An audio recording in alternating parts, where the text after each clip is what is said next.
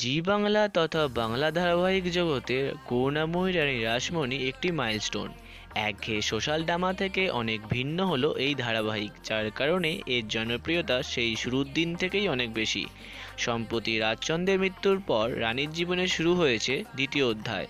প্রথম অধ্যায়ের বাড়ির চার দেয়ালের মধ্যে ছিল তার কর্মপরিধি, কিন্তু স্বামী মৃত্যুর পর শাসনভাগ নিজে হাতে তুলে নেওয়ার ফলে তার কর্মপরিধি অন্দরমহল ছাড়িয়ে গেছে।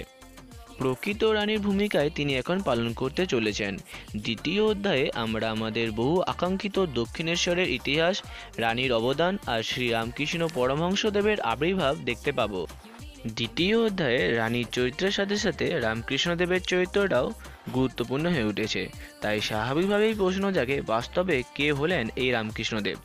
যতটা জানা যাচ্ছে, যে অভিনেতা রামকৃষ্ণদেবের চরিত্রে অভিনয় করছেন তার নাম সৌরভ সাহা। তার বয়স 40-এর কাছাকাছি। সম্ভবত এর আগে তাকে আমরা কালার্স বাংলায় ব্যোমকেশ ধারাবাহিকে দেখেছি। অভিনেতা বাস্তবে বিবাহিত এবং তার স্ত্রী একজন অভিনেত্রী। বেশ কিছু শাড়ির বিজ্ঞাপনে দেখা গেছে তাকে। তার স্ত্রীর নাম সুস্মিতা মুখার্জি সাহা। তাদের একটি পুত্র সন্তানও আছে, যার নাম স্বর্ণব। অভিনেতা ল নিয়ে পড়াশোনা করার পর অনেক থিয়েটার করেছেন, আর বর্তমানে করুণাময়ী রানী রাসমণিতে রামকৃষ্ণদেবের মতো ব্যক্তিত্বে অভিনয়ের সুযোগ পেয়ে নিজেকে খুব লাকি বলে মনে করেন।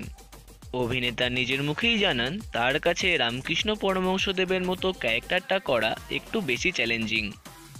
তো বন্ধুরা, সম্পূর্ণ দ্বিতীয় অধ্যায়ে রামকৃষ্ণদেবের আগমন তোমাদের কেমন লাগছে, আর অভিনেতা সৌরভ সাহাকেই বা কেমন মানিয়েছে সেটাও কমেন্ট করে জানাও। ভিডিওটি অবশ্যই লাইক করো, আর এই ধরনের ইন্টারেস্টিং ভিডিও পেতে কারেন্ট বয়েসকে সাবস্ক্রাইব করে পাশে বেল আইকনে ক্লিক করতে ভুলো না।